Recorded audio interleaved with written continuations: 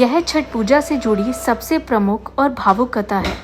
यह कहानी निसंतानता के दुख और छठी मैया की कृपा से संतान सुख की प्राप्ति को दर्शाती है। प्राचीन काल में एक राजा थे, प्रियव्रत, जो बहुत ही पराक्रमी और न्यायप्रिय थे। उनकी पत्नी का नाम मालिनी था।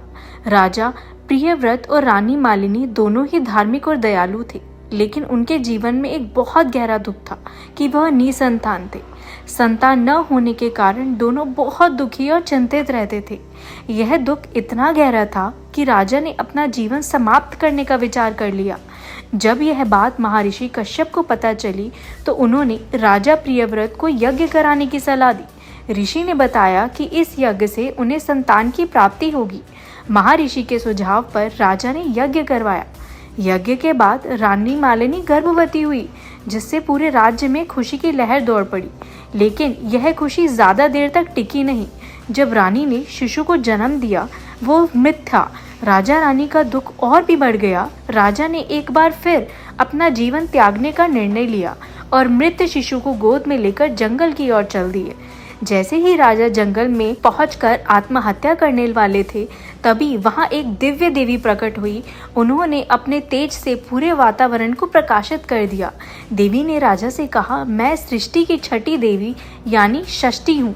ब्रह्मा की मानस की पुत्री होने के नाते मैं सभी बच्चों की रक्षा करती हूँ और निसंतान दंपतियों को संतान का वरदान देती हूँ। देवी ने राजा से कहा कि अगर वे विधि विधान से मेरी पूजा करें तो उन्हें अवश्य संतान सुख की प्राप्ति होगी।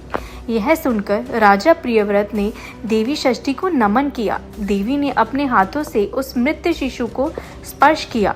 देवी के स्पर्श मात्र से ही वह शिशु जीवित हो गया। राजा और रानी की खुशी का ठिकाना नहीं रहा।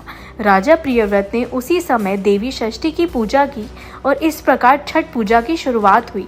इस घटना के बाद यह मान्यता है कि छठ पूजा का व्रत कर रखने से निसंतान दंपतियों को संतान की प्राप्ति होती है। यह कथा छठ पर्व के मूल में निहित है और इसमें विश्वास, भक्ति और संतान के प्रति प्रेम का गहरा संदेश मिलता है। ऐसे और धार्मिक कथाओं को सुनने के लिए kindly like, subscribe and share our channel.